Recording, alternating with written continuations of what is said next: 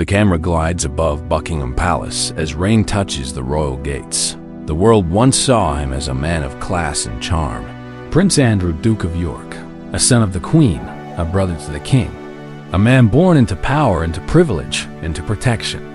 But today his name is whispered with disgrace, his title gone, his royal home emptied, his future uncertain, because the crown that once shielded him has finally stepped back.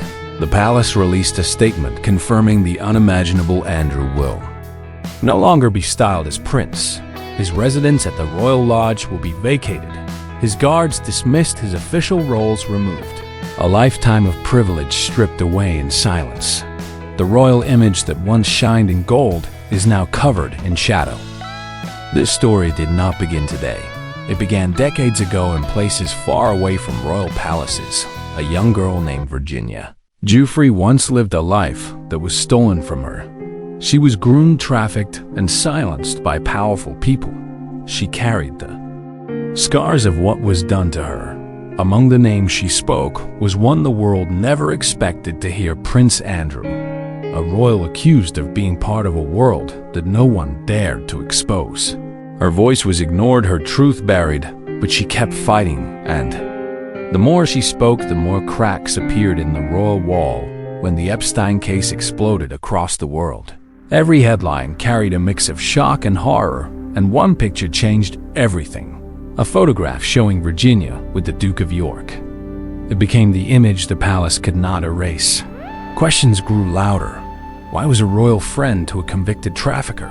Why did he stay silent? And why did the palace protect him? In 2019, his television interview only made it worse. A moment meant to defend his name turned into a global disaster. Viewers saw a man struggling to answer simple questions, a man out of touch with truth and empathy. The crown began to tremble. Then came the lawsuits, the headlines, the public pressure, and the Queen. The mother who loved her son was forced to make the hardest decision of her reign, to remove her own child from royal duties. He vanished from public life. No more parades, no more royal appearances, just silence and isolation. But even in silence, the world did not forget. This year, Virginia's story returned to the spotlight, but this time, it was not her voice alone. It was her family. Her brother, Sky Roberts, stepped forward and said, "We are proud of her courage, but the fight is not over."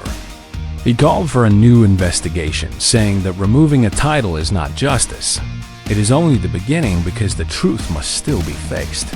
He said Andrew lost his home, but the survivors lost their innocence, and until justice is served, there is no victory, only wounds. Inside Buckingham Palace, sources describe deep tension. King Charles under pressure to protect the monarchy's image. Officials whisper about new files, new evidence, and the heavy cost of public silence. So the king made the final call: Andrew will lose everything tied to his royal name.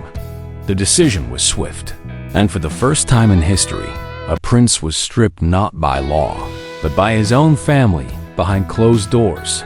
The royal family watches as one of their own becomes an outcast.